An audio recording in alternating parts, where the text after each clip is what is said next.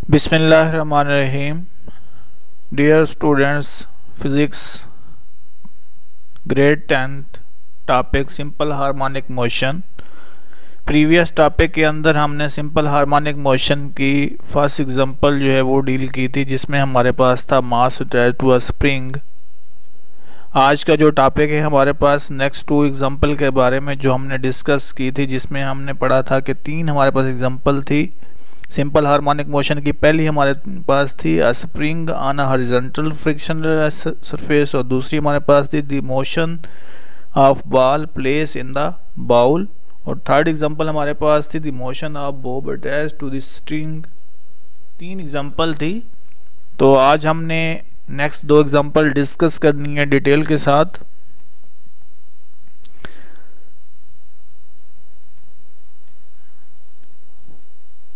Simple harmonic motion topic है हमारे पास 10.1 ही है। अब नेक्स्ट टू एग्जांपल आज हम डील करेंगे डिटेल में। शॉर्ट क्वेश्चन नंबर 8 है हमारे पास, which force acts as a restoring force in ball and bowl system. हमारे पास ऐसी कौन सी फोर्स होती है जो रिस्टोरिंग फोर्स का काम सर अंजाम दे रही होती है बॉल एंड बाउल सिस्टम के अंदर। आंसर है हमारे पास, when a ball is gently displaced from the centre of a bowl it starts oscillating about the centre due to the force of gravity with acts as a restoring force. जब हमारे पास एक ball bowl के centre में रखी हुई होती है तो ड्यू टू ग्रेविटेशन लॉ के मुताबिक अगर हम देखते हैं तो वो जो होती है स्टेशंस मीन्स के स्टेबल होती है, रेस्ट की हालत में होती है अपनी मेन पोजीशन ओ के ऊपर।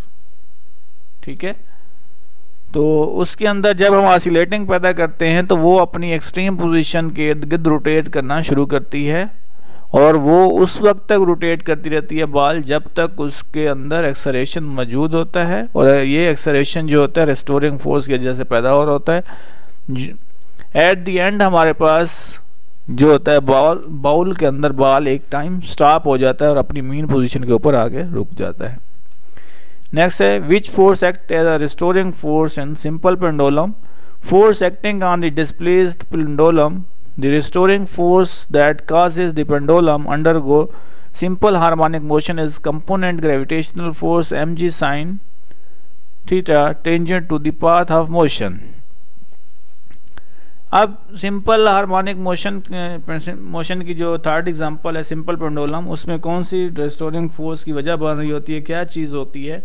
जब हमारे पास सिंपल पेंडुलम के अंदर कंपोनेंट में ग्रेविटेशनल फोर्स हम अप्लाई करते हैं तो उसमें हमारे पास दो किस्म के कंपोनेंट्स प्रोड्यूस होते हैं। एक हमारे पास mg साइन थीटा होता है और दूसरा हमारे पास mg cos थीटा होता है। अब टेंजेंट हमारे पास ड्रा हुए होते हैं। हमारे पास एक फोर्स जो है हॉरिजॉन्टल होती है, दूसरी हमारे पास वर्टिकल फोर्स होती है। हॉरिजॉन्टल मीन्स के एक्स एक्सेस के ऊपर हमारे पास अगर हम देख रहे होते हैं वैल्यूज़ को, या वाई एक्सेस हम ले रहे हैं, तो उसके ऊपर हमारे पास टेंजेंट दो किस्म के बन रहे हैं। एक हमारे पास mg साइन थीटा है और दूसरा हमारे पास mg cos थीटा होता है। तो वो हमारे पास किसकी वजह से होता है, इसमें भी हमारे पास ग्रेविटेशन फील्ड की वजह से जो बॉब होता है वो बेसिकली हमारे पास अर्थ की तरफ अट्रैक्ट कर रहा होता है ड्यू टू अट्रैक्शन। तो उसके अंदर ग्रेविटी की वजह से रिस्टोरिंग फोर्स उसके अंदर पैदा होती है, जिसकी वजह से वो एक्ट कर रहा होता है, प्लेस हो रहा होता है। नेक्स्ट है डिफाइन। हमारे पास मुख्तलिफ किस्म की टर्म्स हैं जो सिंपल हार्मोनिक मोशन में अप्लाई होती हैं। पहली है डिफाइन वाइब्रेशन। वाइब्रेशन क्या होती है? Definition, one complete round trip of a vibrating body about it's mean position is called one vibration. जब आपके पास कोई भी बॉडी, कोई भी जिस्म अपनी मीन पोजीशन से एक्सट्रीम पोजीशन तक वापस मीन पोजीशन तक एक राउंड पूरा कंप्लीट कर लेता है, एक चक्कर उसका कंप्लीट हो जाता है उस जिस्म की वाइब्रेशन का, तो उसको हम वन वाइब्रेशन का नाम देते हैं। ऐसा जिस्म जो अपनी मीन पोजीशन के मीन पोजीशन और एक्सट्रीम पोजीशन के दरमियान में अपना एक वाइब्रेटिंग जो ट्रिप है वो कंप्लीट कर रहा हो, तो उसको हम वन वाइब्रेशन का नाम देते हैं। नेक्स्ट है हमारे पास defined time period. Time period क्या होता है? The time taken by a vibrating body to complete one vibration is called time period. किसी भी जिस्म को अपनी एक वाइब्रेशन पूरी करने के लिए जितना टाइम दरकार होता है, जितना टाइम चाहिए होता है, उसको हम टाइम पीरियड कहते हैं। कोई भी जिस्म है जिसके अंदर वाइब्रेशन पैदा हो रही होती है, वो अपनी मीन और एक्सट्रीम पोजीशन के दरमियान में जब वो अपना कंप्लीट एक राउंड कंप्लीट कर लेता है, उसको अपना राउंड कंप्लीट करने के लिए जितना टाइम दरकार होता है उसको हम टाइम पीरियड कहते हैं। Define frequency and its unit. The number of vibration और cycle of vibrating body in 1 second is called its frequency. किसी भी जिस्म के अंदर एक सेकंड के अंदर पैदा होने वाली वाइब्रेशंस या एक सेकंड के अंदर कंप्लीट होने वाले वाइब्रेटिंग साइकिल्स या वाइब्रेटिंग ट्रिप्स जो हैं किसी भी जिस्म के, वो फ्रीक्वेंसी कहलाते हैं। It is reciprocal of time period. Frequency जो होता है वो टाइम पीरियड का रेसिप्रोकल है। उसका फार्मूला है F = 1/T। F = 1/T unit है फ्रीक्वेंसी का। It's system international unit is hertz. तो फ्रीक्वेंसी का जो सिस्टम इंटरनेशनल यूनिट है वो हर्ट्ज है, जिसको हम कैपिटल H और Z से डिनोट करते हैं। नेक्स्ट है हमारे पास short question number 13, define amplitude. Amplitude क्या होता है? डेफिनेशन देखते हैं। The maximum displacement of a vibrating body on other side from its mean position is called amplitude. किसी भी जिस्म का मैक्सिमम तय करदा जो फासला होता है उसकी मीन पोजीशन से, तो वो उस जिस्म का जो डिस्प्लेसमेंट होता है मैक्सिमम, वो उस जिस्म का एम्पलीट्यूड कहलाता है।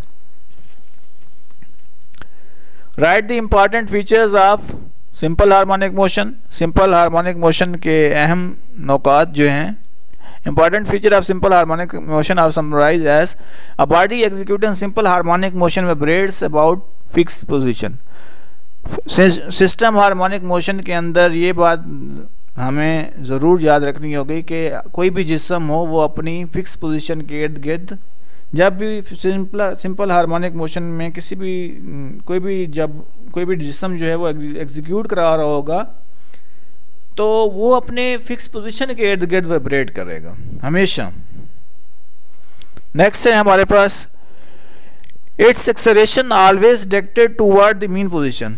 तो ये जो इसके अंदर जो एक्सेलरेशन पैदा होगा वो हमेशा जो है अपनी मीन पोजीशन के टुवर्ड्स होगा, मीन्स के मीन पोजीशन की तरफ होगा उसका हमेशा एक्सेलरेशन जो होगा।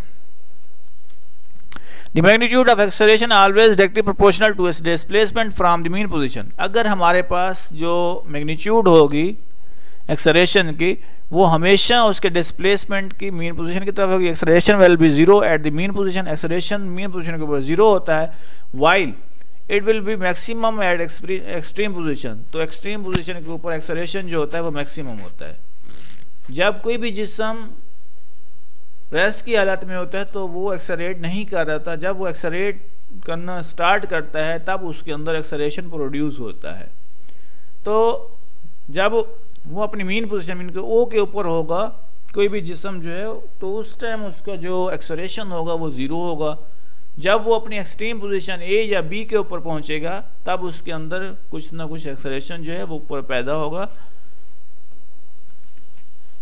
Its velocity is maximum at the mean position and 0 at extreme position। तो इसी तरह से वेलोसिटी जो है मीन पोजीशन के ऊपर मैक्सिमम होगी और एक्सट्रीम पोजीशन के ऊपर 0 हो जाएगी, क्योंकि एक्सेलरेशन और वेलोसिटी जो है एक दूसरे के क्या है, रेसिप्रोकल है। Discovery of Galileo also who when developed the first clock. Galileo क्या है और पहली जो है फर्स्ट जो क्लॉक है वो किसने डिस्कवर की थी? Christian Huygens invented the pendulum clock in 1656। उन्होंने पेंडुलम क्लॉक 1656 के अंदर इंट्रोड्यूस करवाई, इन्वेंट की, इजाद की है। He was inspired by the work of Galileo who had discovered that all pendulum of the same length took the same amount of time to complete one full swing. जब वो एक पूरी swing complete करती है तो उसके अंदर क्या होती है, तमाम टाइम जो होता है बराबर होता है। मीन्स के एक सर्कल जो एक रोटेशन होती है उसको कंप्लीट करने के ऊपर हर एक टाइम के अकॉर्डिंग अगर हम उस पेंडुलम की स्पीड को देखें या लेंथ को देखें तो हर एक मिनट के लिए वो बराबर की लेंथ को कवर करते हैं। Huygens developed the first clock that could accurately measure time. उन्होंने जो पहली घड़ी इन्वेंट की थी, ईजाद की थी, तो वो जो टाइम है वो एक्यूरेटली टाइम को क्या करती है, मेजर कर रही होती है। तो ये हमारे पास सामने डायग्राम दिखाई गई है। नेक्स्ट है हमारे पास लॉन्ग क्वेश्चन की तरफ हम आ जाते हैं। Explain the motion of ball and bowl and simple harmonic motion. तो ball and bowl simple harmonic motion के बारे में हम डिस्कस कर। तो यहाँ पे बॉल एंड बाउल सिस्टम जो है सिंपल हार्मोनिक मोशन की ये एक दूसरी मिसाल है। बाउल के अंदर एक बॉल की पड़ी हुई हम मिसाल ले रहे हैं कि एक बाउल के अंदर बॉल किस तरह से पड़ा हुआ होता है। तो इसको हम ज़रा देखते हैं।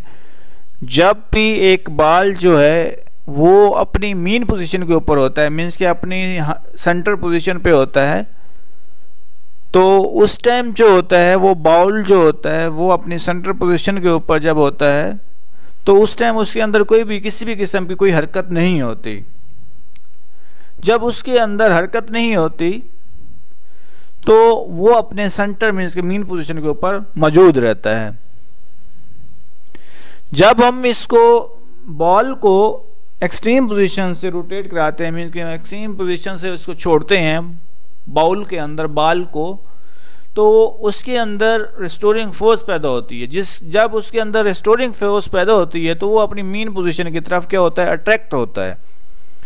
जब वो अपनी मीन पोजीशन की तरफ अट्रैक्ट हो रहा होता है तो उस टाइम हमारे पास जो रिस्टोरिंग फोर्स होती है बाउल के अंदर, जो बॉल के अंदर जो रिस्टोरिंग फोर्स होती है तो वो आहिस्ता आहिस्ता कम होना शुरू हो जाती है। जब लगातार हमारे पास बॉल एक्सट्रीम और मीन पोजीशन के इर्द गिर्द रोटेट करता है तो हमारे पास सेम मतलब कि एक ही स्पीड नहीं रहती बॉल की, क्योंकि जो ही वो रोटेट करता है एक्सट्रीम और मीन पोजीशन के इर्द गिर्द बॉल, तब हमारे पास जो होती है आहिस्ता आहिस्ता जो स्पीड होती है वो स्लो होती है। तो हम देखते हैं बॉल एंड बाउल क्या है। The motion of ball is place in a bowl, another example of the simple harmonic motion. तो ये है हमारे पास दूसरी एग्जांपल है सिंपल हार्मोनिक मोशन की। At mean position, when the ball at mean position हो, जब ये हमारे पास मीन पोजीशन के ऊपर होता है ball, that is at the centre of the bowl, net force acting on the ball is zero. तो यहाँ पे हमारे पास नेट फोर्स जो होती है वो क्या होती है, जीरो होती है। हमने पहले बात की है कि रेस्ट की हालत में होता है बॉल जब वो अपनी मीन पोजीशन के ऊपर होता है। In this position weight of the ball act downward. तो यहाँ पे आपके पास बॉल का जो वेट होता है वो डाउनवर्ड एक्ट करता है ड्यू टू ग्रेविटी। ग्रेविटी की वजह से हमारे पास बॉल का जो वेट होता है वो डाउनवर्ड एक्ट कर रहा होता है। जब भी हम बॉल को वैसे नॉर्मली हम उछालते हैं, अपवर्ड उछालते हैं, तो बॉल हमेशा कोई भी चीज़ हो, बॉल है या कोई और चीज़ है, जब हम उसके अंदर उसको उछालते हैं तो वो ज़मीन की तरफ अट्रैक्ट होता है। तो ज़मीन की तरफ जो अट्रैक्शन होती है वो ड्यू टू ग्रेविटी हो रही होती है। तो इसलिए हमारे पास जो वेट है बॉल का वो डाउनवर्ड एक्ट होने की वजह क्या है, हमारे पास ड्यू टू ग्रेविटेशन है, is equal to the upward normal force of the surface of ball, hence there is no motion। तो इस तरह से जो बॉल है उसके अंदर कोई मोशन नहीं है। यहाँ पे आपको डायग्राम दिखाई गई है। बॉल जो है ओ के ऊपर जब होगा तो वहाँ पे वेट जो होगा वो due to gravity downward attract होगा, ठीक है। जब हम एक्सट्रीम पोजीशन ए से बॉल को रिलीज़ करेंगे तो उसके अंदर हमारे पास क्या होगी, रिस्टोरिंग फोर्स पैदा होगी, जो आपके पास दोनों मीन से एक्सट्रीम ए से अगर हम उसको छोड़ते हैं, रिलीज़ करते हैं, तो बॉल जो होगा वो अपनी एक्सट्रीम पोजीशन बी की तरफ मूव करेगा। मीन पे पहुंच के वो बी की तरफ चला जाएगा। मीन्स के ये नहीं है कि अगर हम ए से रिलीज़ करेंगे तो वो अपनी मीन पोजीशन पे जाकर स्टॉप हो जाएगा, बल्कि वो दूसरी अपनी एक्सट्रीम पोजीशन की तरफ मूव करेगा। तो उसके अंदर जो मोशन पैदा होगी, तो इस मोशन को जो हम नाम देते हैं वो बॉल एंड बाउल सिस्टम कहलाता है। तो हम इसको ज़रा देख लेते हैं एक्टिविटी एक देखते हैं कि किस तरह से बॉल जो है एक बाउल के अंदर मूव करती है। आपको दिखाते हैं यहाँ से एक्टिविटी के तहत। ये हमारे पास बाउल के अंदर एक बॉल जो है अपनी मीन और एक्सट्रीम पोजीशन के इर्द गिर्द जो है वो रोटेशन है। यहाँ पे बॉल की स्पीड अगर हम देखते हैं तो जब ये अप आ रहा है मीन्स कि ये अपनी एक्सट्रीम पोजीशन पे है, जब ये डाउनवर्ड जा रहा है तो ये अपनी मीन पोजीशन की तरफ जा रहा होता है। तो ये जो मोशन है, इस मोशन को हम बॉल एंड बाउल सिस्टम कह रहे हैं। डिस्चार्जिंग ऑफ बॉल, जब हम बॉल को रिलीज करते हैं, now if we bring the ball the position A and then release it, जब हम पोजीशन ए के ऊपर लेके जाते हैं तो उसको रिलीज करते हैं, छोड़ते हैं, the ball will start moving toward the mean position O due to this restoring force caused by its weight. तो वो अपनी मीन पोजीशन की तरफ मूव करती है और उसकी वजह क्या बनती है, उस बॉल का वेट होता है, वेट की वजह से वो अपनी मीन पोजीशन की तरफ मूव करती है। At position O the ball gets maximum speed and due to inertia it moves toward extreme position B. तो जब बॉल को हम रिलीज करते हैं ए से तो बॉल के अंदर इनर्शिया पैदा हो जाता है और उसके अंदर रिस्टोरिंग फोर्स होती है, जिसकी वजह से वो ओ के ऊपर स्टॉप नहीं होती बल्कि वो अपनी एक्सट्रीम पोजीशन बी की तरफ मूव करती है ball. While going toward the position B, जब वो पोजीशन बी के ऊपर पहुंचती है, the speed of ball decrease due to the restoring force which act toward the mean position. तो उसकी स्पीड जो होती है वो स्लो होती है, बॉल की स्पीड, उसकी वजह क्या होती है, रिस्टोरिंग फोर्स, क्योंकि रिस्टोरिंग फोर्स उस बॉल को मीन पोजीशन की तरफ धकेलती है। जब मीन पोजीशन की तरफ रिवर्स होती है बॉल एक्सट्रीम पोजीशन से, तो उसके अंदर रिस्टोरिंग फोर्स की वजह से हमारे पास बॉल की स्पीड के अंदर कमी पैदा होती है। At position B, the ball stops for a while and then again moves toward the position O under the action of restoring force. Restoring force के एक्शन की वजह से वो वापस रिवर्स होती है मीन पोजीशन की तरफ। This to and fro motion of the ball continues about the mean position O till all its energy is lost due to friction. Friction की वजह से बॉल के अंदर जितनी भी एनर्जी मौजूद होती है वो तमाम क्या होती है, ख़त्म हो जाती है। तो इस तरह से बॉल जो होती है अपनी मीन और एक्सट्रीम पोजीशन के इर्द गिर्द मूव करती रहती है। रिस्टोरिंग फोर्स की वजह से स्पीड में कमी आती है। एट द एंड जो होती है बॉल अपनी मीन पोजीशन के ऊपर स्टॉप होती है। कंक्लूजन देखते हैं इसका, मीन्स के हमें इस पूरे टॉपिक के बाद क्या नतीजा अखज़ करते हैं हम इससे। Thus the to and fro motion of the ball about the mean position placed in a bowl is the example of simple harmonic motion। के बॉल एंड बाउल के अंदर टू एंड फ्रो मोशन होती है और ये to and fro motion की वजह से बॉल जो होती है मीन पोजीशन के बाउल के अंदर मीन पोजीशन पर प्लेस की जाती है, मीन्स की मीन पोजीशन के ऊपर हम उसको ड्रॉप करते हैं। और ये एग्जांपल जो है सिंपल हार्मोनिक मोशन की अक्कासी कर रही है या सिंपल हार्मोनिक मोशन की बॉल एंड बाउल सिस्टम जो है वो सिंपल हार्मोनिक मोशन की मिसाल। नेक्स्ट है हमारे पास explain the motion of simple pendulum in simple harmonic motion. Simple pendulum क्या होता है? A simple pendulum consist of single isolated bob suspended from a frictionless support by light in extendable string. अब हमारे पास एक छोटी सी बॉब मीन्स के एक लोहे की गोली होती है जिसको हमने एक रस्सी के साथ फ्रिक्शनलेस रस्सी जो मतलब एक डोरी होती है उससे हमने उसको बांधा हुआ होता है। तो उसके अंदर इन एक्सटेंडेबल स्ट्रिंग मीन्स के वो एक्सटेंड नहीं होती, ऐसी डोरी जो एक्सटेंड ना हो, मीन्स के उसके अंदर ना तो उस रस्सी को या उस स्ट्रिंग को हम खींच सकते हैं, ना ही हम उसको स्ट्रेस मतलब ना ही हम पुश कर सकते हैं ना ही हम पुल कर सकते हैं। मीन्स कि जितना उसका साइज होगा उतना ही रहेगा, ठीक है। तो उस रस्सी के साथ हम उसको क्या करते हैं, अटैच करते हैं बॉब को। When bob is at rest position O, जब आपके पास मीन पोजीशन ओ के ऊपर होती है, in equilibrium position O the net force on the bob zero and bob is stationary. जब ओ मीन पोजीशन पे होगा तो उस टाइम आपके पास क्या होगा, जीरो होगी नेट फोर्स। और जो आपके पास सिंपल पेंडुलम के अंदर आप बॉब ले रहे हैं वो उस टाइम क्या होगा, साकिन हालत में होगा। Motion of bob from O to A. अब हमने क्या करना है, towards mean position to extreme position A, means कि हम मीन पोजीशन ओ से ए की तरफ मूव कर रहे हैं। Now if we bring the bob extreme position A, the net force is not zero. जब हम एक्सट्रीम पोजीशन ए के ऊपर पहुंचते हैं तो नेट फोर्स जो होती है ए के ऊपर जीरो नहीं होती। यहाँ पे आपको डायग्राम दिखाई गई है, मीन पोजीशन ओ है, ठीक है, जहाँ पे मास m जो है वो अटैच है आपके पास एक फ्रिक्शनल लेस स्ट्रिंग के साथ। स्ट्रिंग की लेंथ को हम L से डिनोट कर रहे हैं और जो आपके पास बॉब है उसको हम m से डिनोट कर रहे हैं। W is equal to mg mean position के ऊपर हम क्यों लिख रहे हैं, क्योंकि ड्यू टू ग्रेविटी मास जो है, वेट जो है, W is equal to mg आएगा। जब आपके पास मीन पोजीशन के ऊपर रोटेट करती है तो मीन पोजीशन के ऊपर आपके पास जो सिंपल अगर मीन पोजीशन जब उसके अंदर किसी भी किस्म की कोई फोर्स पैदा नहीं होगी तो उसमें mg होगा वेट। अगर उसके अंदर रिस्टोरिंग फोर्स पैदा होती है, दो कंपोनेंट पैदा होंगे, एक mg साइन थीटा होगा, दूसरा आपके पास mg cos थीटा होगा।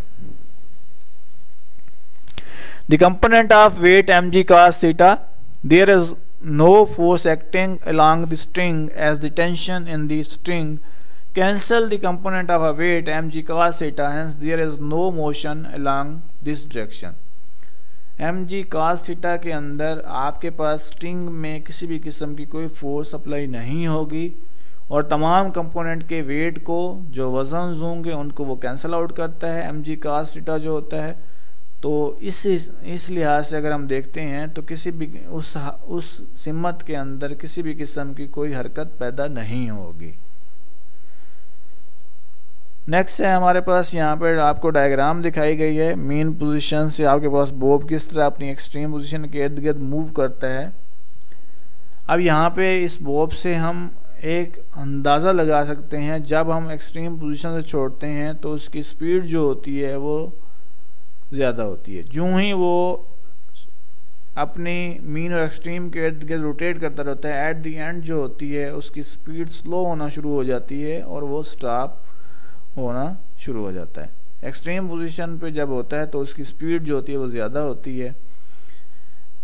उसका एक्सट्रीम और मीन पोजीशन के इर्द गिर्द रोटेशन की वजह से उसके अंदर रिस्टोरिंग फोर्स की वजह से स्पीड में डिक्रीज आना, स्पीड में जो कमी होती है वो वाक़ई होती है या पैदा होती है। The component of a weight mg sin theta, the component of a weight mg sin theta is directed towards the mean position and act as a restoring force। तो ये आपके पास क्या होती है, मीन पोजीशन के टू वर्ड्स होती है और इसके अंदर रिस्टोरिंग फोर्स पाई जाती है। Due to this force the bob starts moving toward the mean position O. तो इस फोर्स की वजह से जो आपके पास फोर्स होती है वो अपनी मीन पोजीशन ओ के इर्द गिर्द रोटेट करती है।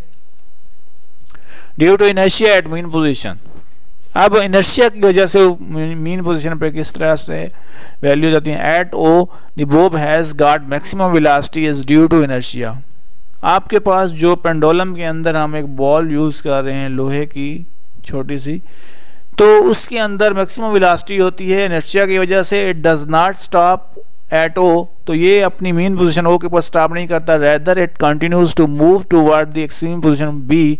तो ये अपनी एक्सट्रीम पोजीशन बी की तरफ मूव करता है। अभी हमने इसकी एक्टिविटी देखी थी किस तरह से ये मीन और एक्सट्रीम पोजीशन के इर्द गिर्द रोटेट करता है। जब हम एक्सट्रीम पोजीशन से इसको ड्रॉप करते हैं, रिलीज करते हैं बॉब को, तो वो अपनी मीन पोजीशन की तरफ अट्रैक्ट होता है, तो वो दूसरी अपनी एक्सट्रीम पोजीशन की तरफ चला जाता है। जब इसके अंदर रिस्टोरिंग फोर्स पैदा होती है बॉब के अंदर, तो रिस्टोरिंग फोर्स जो होती है वो इसकी स्पीड को कम करना शुरू कर देती है। वो इतना कम इसकी स्पीड को इतना डिक्रीज कर देती है कि एट दी एंड बॉब को मीन पोजीशन के ऊपर स्टॉप होना पड़ जाता है। नेक्स्ट है हमारे पास toward the extreme position B. Extreme position B पे कैसे ये जा रहा होता है, during the motion towards point B the velocity of the bob decrease due to the restoring force. जब ये एक्सट्रीम पोजीशन बी के ऊपर पहुंचता है बॉब, तो वापस जब रिटर्न होता है मीन पोजीशन की तरफ, तो ड्यू टू रिस्टोरिंग फोर्स इसकी स्पीड के अंदर जो है कमी वाक़ई होती है। The velocity of the Bob becomes zero, तो वहाँ पे आपके पास जो बॉब की वेलोसिटी है वो ज़ीरो हो जाती है। At it reach the point B, तो इस तरह से वो ये पॉइंट बी के ऊपर पहुंच जाता है बिला जो बॉब है extreme position B. Restoring force mg sin theta, the restoring force mg sin theta still acts towards the mean position O and due to this force the bob again starts moving towards the mean position O। जब आपके पास कोई भी force mg sin theta के mean position के ऊपर act कर रही होती है तो इसके अंदर बॉब जो है दोबारा स्टार्ट करता है अपनी मीन पोजीशन के इर्द गिर्द रोटेट करना। In this way the bob continue its to and fro motion about the mean position, इस तरह से वो अपनी मीन पोजीशन के इर्द गिर्द टू एंड फ्रो मोशन पैदा करता है एक जो बॉब होता है। The speed of the bob increase while the moving from इनपुट ए टू बी, जब वो ए से ओ मूव कर रहा होता है तो उसकी स्पीड के अंदर इंक्रीज आता है due to the restoring force which act toward O, तो रिस्टोरिंग फोर्स जो होती है उसके ऊपर एक्ट कर रही होती है कि वो वापस टर्न करे अपने मीन पोजीशन ओ की तरफ। Direction of acceleration, acceleration of bob is also directed toward O, acceleration हमेशा जो होगा डायरेक्टेड होता है मेन पोजीशन के। Similarly when the bob moves from O to B its speed decrease, जब वो एक्सट्रीम पोजीशन बी की तरफ मूव करेगा तो उसकी स्पीड डिक्रीज होगी due to restoring force which again acts toward O, तो जो रिस्टोरिंग फोर्स होती है वो उसके ऊपर एक्ट कर रही होती है कि वो अपनी मेन पोजीशन की तरफ मूव करे।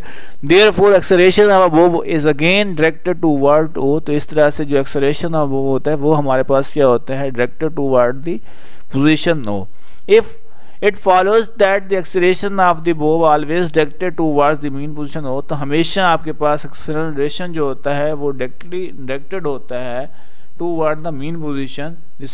The motion of simple pendulum is simple harmonic motion, इस तरह से हम कह सकते हैं जो simple pendulum की motion है वो simple harmonic motion की example है। Time period of simple pendulum, we have the following formula for the time period of simple pendulum, t is equal to 2 pi l over g।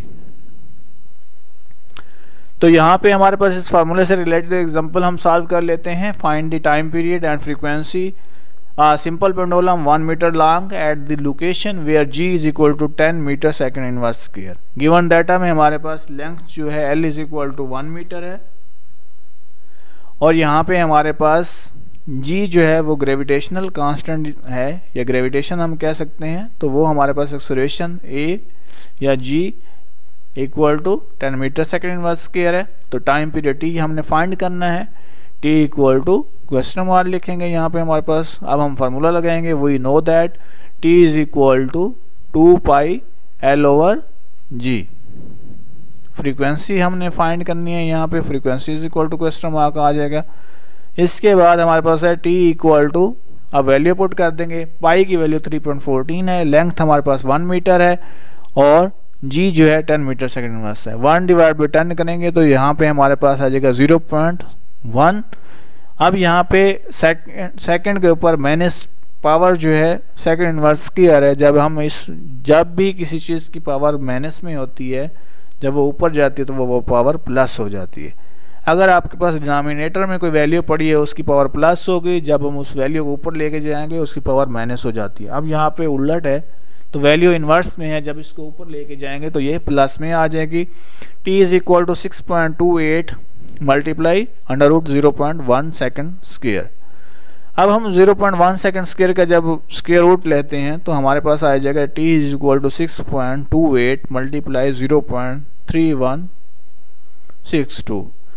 अब 6.28 को हम 0.3162 से multiply कराते हैं, t is equal to 1.985 second, t is equal to 1.99 second. Time period हमारे पास आ गया है 1.99 सेकेंड। अब हमने फ्रीक्वेंसी फाइंड करनी है। फ्रीक्वेंसी का फार्मूला है हमारे पास f इक्वल टू 1/t। हमने डेफिनेशन में पढ़ा था कि फ्रीक्वेंसी जो है वो टाइम पीरियड का रेसिप्रोकल होता है, तो f is equal to 1/t। अब हम t टाइम पीरियड हमने फाइंड किया हुआ है, वैल्यू पुट करेंगे, f is equal to 1 divide by 1.99। इन दोनों को जब डिवाइड करवाएंगे तो हमारे पास आंसर आएगा f is equal to 0.5 hertz. तो ये हमारे पास फ्रीक्वेंसी फाइंड हो गई है। तो इस न्यूमेरिकल के अंदर हमने दो चीज़ें फाइंड की हैं, पहला टाइम पीरियड फाइंड किया है, दूसरी चीज़ हमने फ्रीक्वेंसी फाइंड की है। तो मैं उम्मीद करता हूँ आप लोगों को आज का टॉपिक जो है समझ आ गया होगा।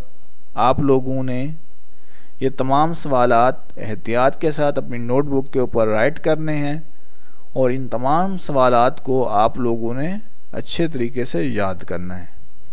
अब आप हमें इजाज़त दीजिए। अल्लाह हाफिज़।